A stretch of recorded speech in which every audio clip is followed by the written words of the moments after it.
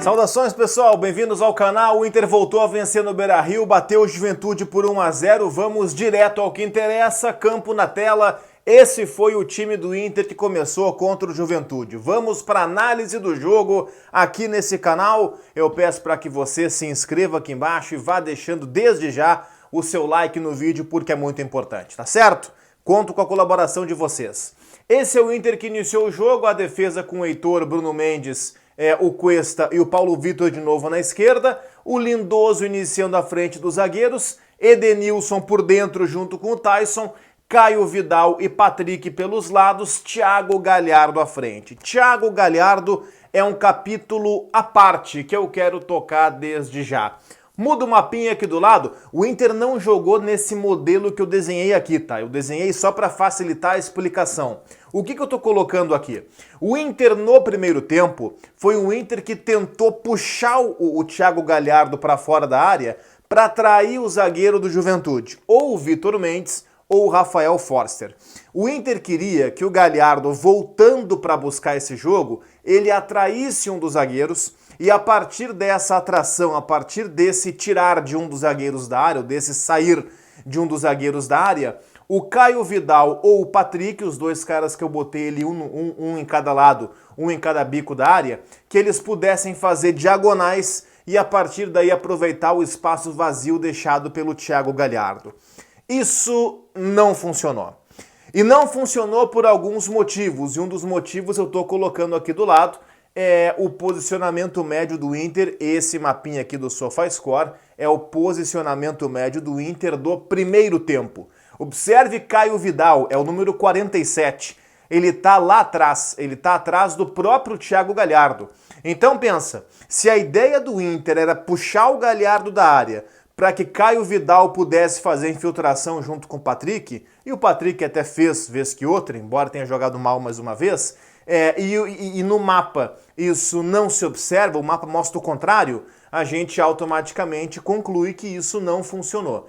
Por que que o Caio Vidal estava tão recuado? Ele estava ajudando o Heitor lá atrás, porque partia para cima do Heitor o Paulinho Boia, que é a principal referência técnica do Juventude, pelo menos é aquele cara que mais dribla, aquele cara que mais tem repertório técnico no time do Juventude. Então ficou claro que o Caio Vidal tinha essa incumbência mais defensiva também, ele não conseguia ajudar o Heitor e aproveitar para fazer diagonal na frente ao mesmo tempo. Ele realmente não conseguiu e a gente está vendo que isso de fato não deu certo.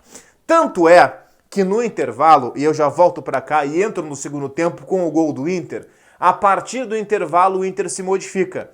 Tanto é que o gol do Inter sai justamente numa ideia que era contrária a essa que o Inter tentou na primeira etapa. O gol do Inter surge numa utilização do Galhardo como um 9, como um centroavante na essência. O cruzamento do Heitor, belíssimo cruzamento do Heitor, algumas vezes criticado até acima da média, para o meu gosto, Heitor, deu um belo cruzamento e o Thiago Galhardo, como centroavante, bem postado entre os dois zagueiros do Juventude, o Vitor Mendes e o Forster, aproveitou para subir e fazer o gol que acabou sendo o gol do jogo, o gol da vitória por 1-0 do Internacional. Bom, eu já volto pro Inter, tá? Mas o Juventude, enquanto isso, eu quero colocar aqui na tela também Juventude no 4-2-3-1, porque o Juventude, ele é parte integrante do jogo, ele é parte a ser analisado do jogo. Ele começou com essa formatação, o Castilho colocado como um meia pelo lado, o Elton, né, como um volante que acabou sendo sacado um pouco antes do intervalo,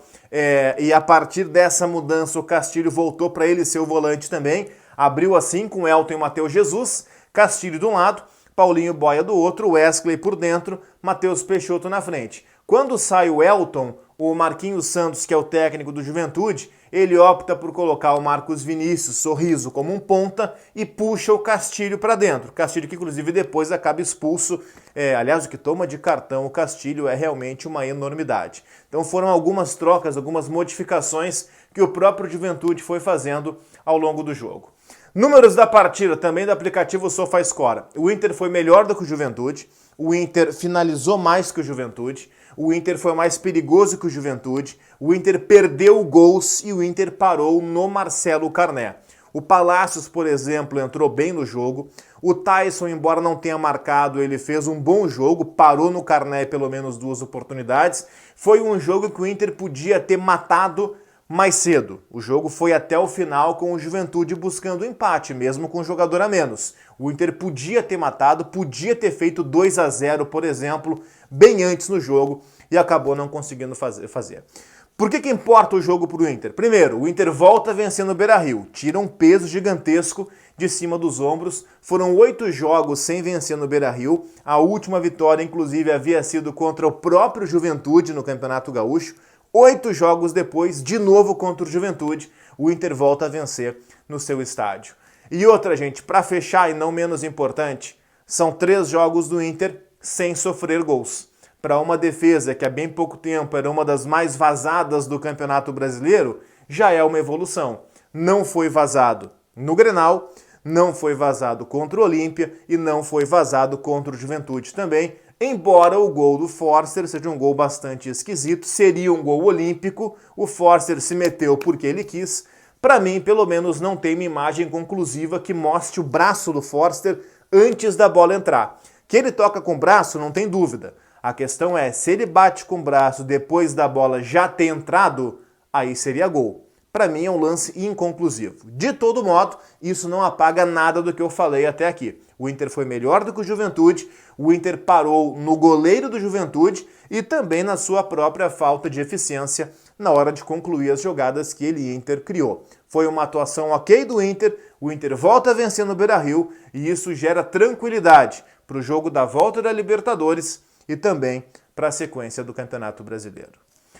Pessoal, inscrevam-se no canal aqui embaixo, deixem o like no vídeo e depois de vocês clicarem em inscrever-se aqui embaixo, aproveitem e ativem o sininho de notificações também. Vão navegando por mais conteúdos aqui no canal. Valeu!